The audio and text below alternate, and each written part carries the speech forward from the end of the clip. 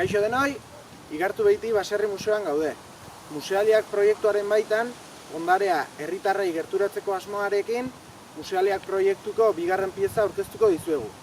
Kuela pieza. Goazen ezagutzera. Hemen daukagun pieza hau, kuela da. Kupel edo barrika bat dirudi, baina ez da.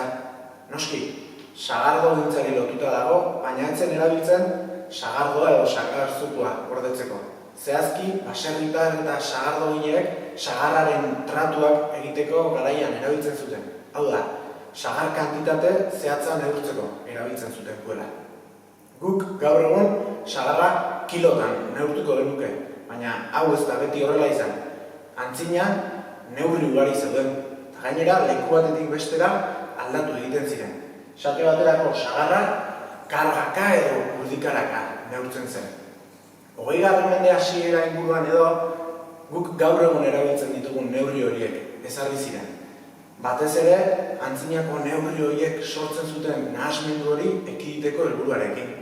Baina hasiera batean, nahasmendu hori ekidin ordez areagotu egin zuen. Eta beraz, 20. mende hasiera inguruan, garaiko Gipuzkoako Foru Aldundiak honelako kuela homologatuak ezarri zituen sagar kantitate zehatza neurtu ahal izateko. Beraz, kuela hau goraino sagarrez beteta, 55 kilo sagar izango lirateke. Baina nolatan eta zergatik iritsi da kuela hau Igartu Beitira? Jatorriz, oraingo Jauregi baserrikoa dugu kuela hau. Eta 2008ko urtarrilaren 8an, Jauregi baserriko sendiak kuelaren balio kulturala dela eta gordaioari Gipuzkoako ondarearen bildumen zentroari eskaini zion. Ikusten duzuen bezala, kono enbor formako itxura dauka eta zurez egina dago. Zurezko xaflez osatuta dago eta xafla hauek metalezko 3 uztairen bidez lotuta daude. Funtsean, lanerako lanabes bat dugu.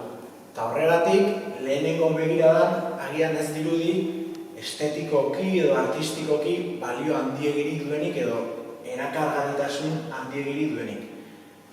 Baina bere balio kulturalaz edo ondarai izaeraz jabetzeko ez genioke soilik ezaugarri artistiko edo estetiko hiei erreparatu beharko.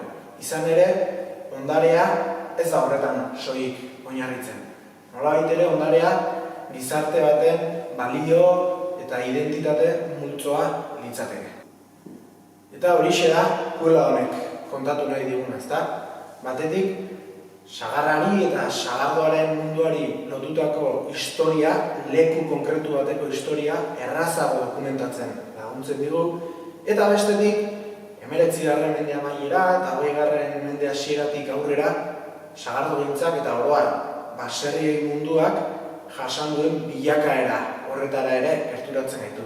Hau da, mundu tradizionalaren eta modernitatearen arteko trantsizio edo eraldaketa horretan, baserritarraiek bizi izan zituzten bizipen horietara eramaten gaitu kuelak.